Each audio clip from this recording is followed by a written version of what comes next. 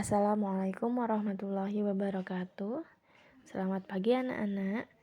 Oke, untuk hari ini kita lanjutkan materi kita tema 4, subtema 3 dan 4. Globalisasi, muatan pelajaran bahasa Indonesia. Hari ini yang akan kita bahas ada 4 poin. Yang pertama, menentukan informasi penting berdasarkan struktur teks eksplanasi. Silahkan kalian buka buku Bupena halaman 61.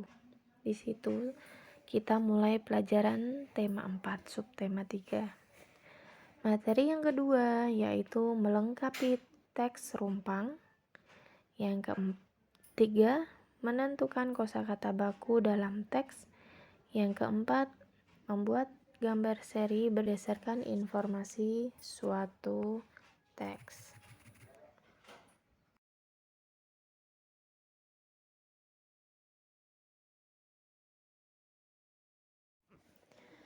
Nah, sekarang kita sudah masuk pada materi yang akan kita sampaikan yang pertama, yaitu menemukan informasi penting berdasarkan struktur teks eksplanasi.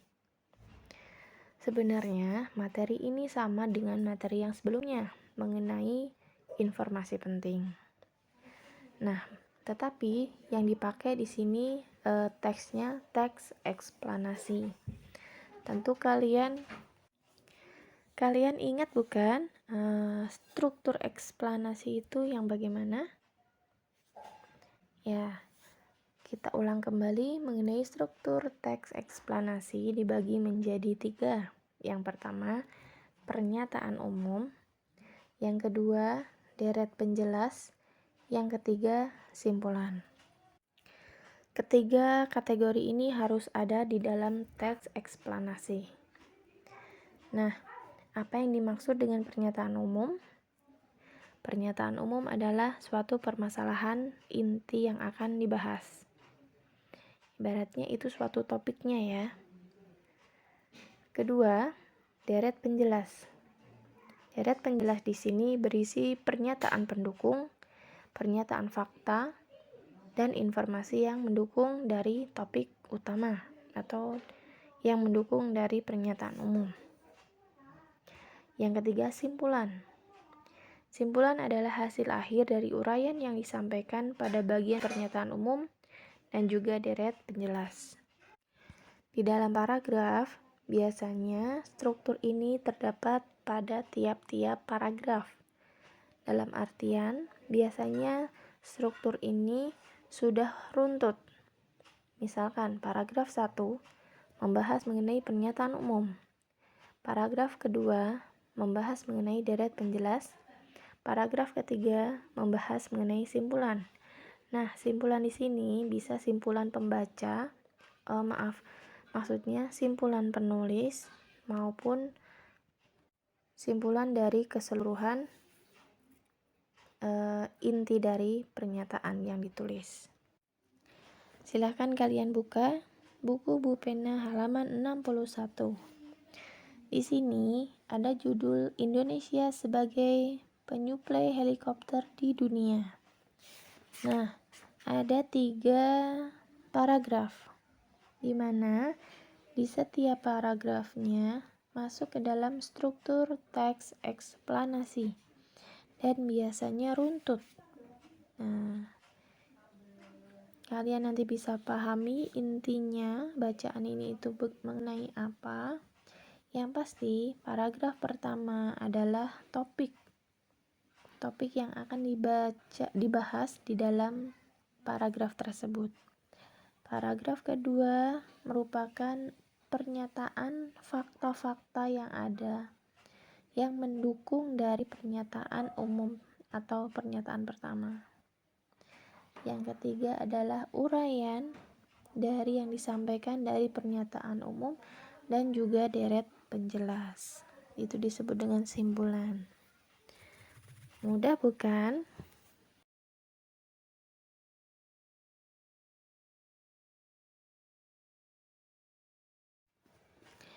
Materi yang kedua yaitu melengkapi teks rumpang. Nah, materi ini sudah ada sejak kelas 3. Kita ulang ya, apa itu teks rumpang?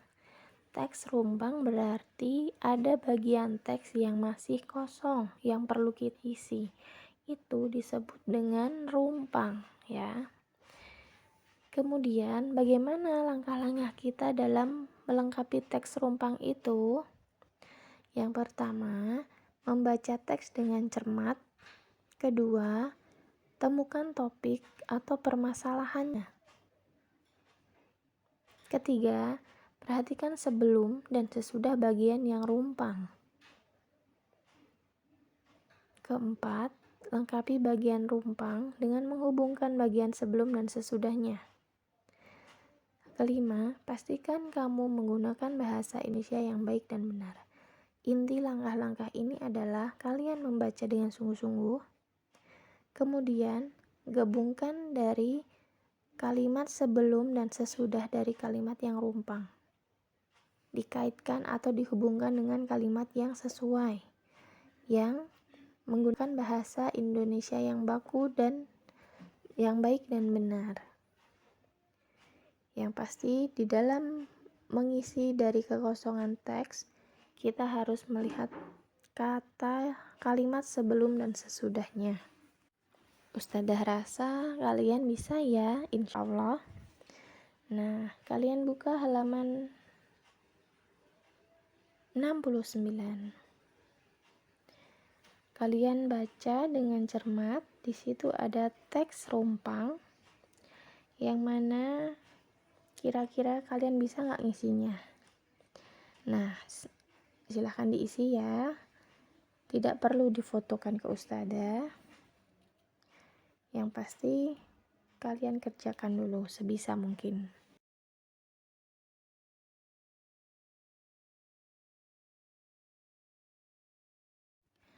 Materi yang ketiga yaitu menentukan kosakata baku dalam teks.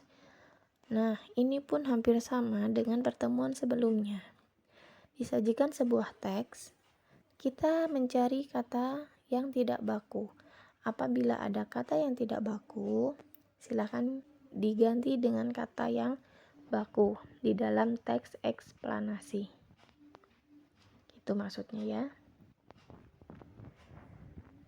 Apabila menemukan yang tidak baku, langsung saja diganti supaya nanti teks tersebut menjadi teks yang kalimatnya efektif. Bagaimana kita bisa menentukan kata itu baku atau tidak? Nah, tentunya kita harus memiliki pengetahuan mengenai kata-kata yang termasuk kata baku.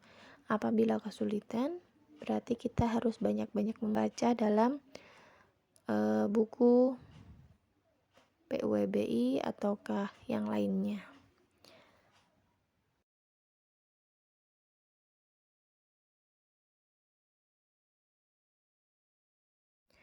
Materi yang keempat yaitu membuat gambar seri berdasarkan informasi suatu teks. Sebelumnya Ustadzah pengen tahu, ingat nggak gambar seri itu yang bagaimana ya anak-anak? Gambar yang berurutan dari gambar satu dengan gambar selanjutnya, dia berurutan dan memiliki informasi yang berkelanjutan. Tujuannya memudahkan pembaca untuk memahami isi atau informasi dari teks. Gambar seri ini disajikan berurutan sesuai isi urutan informasi teks.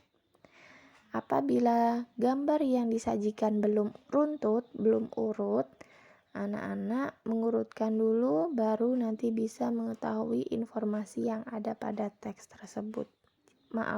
Yang ada pada gambar seri tersebut. Gitu ya. Sebenarnya gambar seri ini sangat mempermudah kita untuk mengetahui informasi yang ingin disampaikan penulis kepada kita. Seperti pada buku Bu Pena, halaman 78 dan 79. Di situ ada dua gambar yang sama.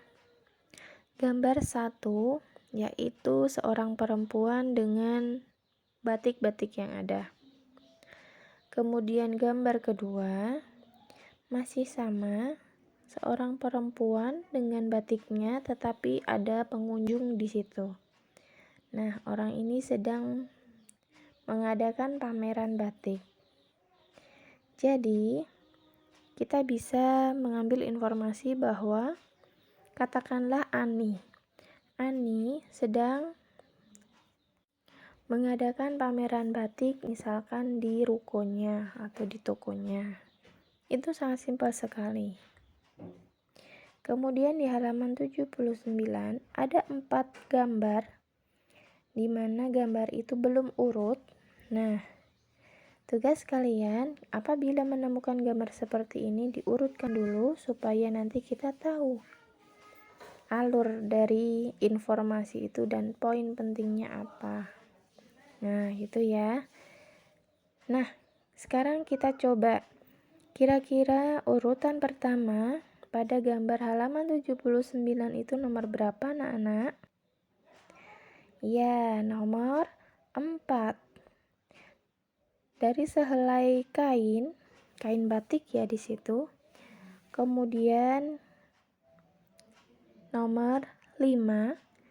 Dari sehelai kain batik kemudian dibuat atau dijahit menjadi baju batik yang sangat bagus. Nah, baju itu dikenakan ketika pameran. Jadi dari sebuah kain tadi dijahit dengan bagus menjadi baju, kemudian dikenakan pada acara pameran baju, tentunya baju batik ya di sini. Dan selanjutnya nomor 3, mendapatkan penghargaan atau mendapatkan juara dari karyanya. Nah, itu tadi urut-urutan dalam membuat gambar seri. Jadi kita harus teliti supaya mengurutkannya tidak keliru. Ustadzah yakin anak-anak bisa paham mengenai materi hari ini. Mudah-mudahan bermanfaat dan Ustadzah harapkan tidak hanya dari media Ustadzah saja, anak-anak bisa membaca ulang supaya lebih paham, karena sewaktu-waktu Ustadzah akan sajikan soal untuk kalian mengenai materi ini. Mungkin itu dari Ustadzah. Terima kasih waktunya. Untuk pertemuan kali ini tidak ada tugas. Silahkan hanya membaca saja materi yang berkaitan dengan tema 4, subtema 3 dan 4. Ustadzah akhiri, wassalamualaikum warahmatullahi wabarakatuh.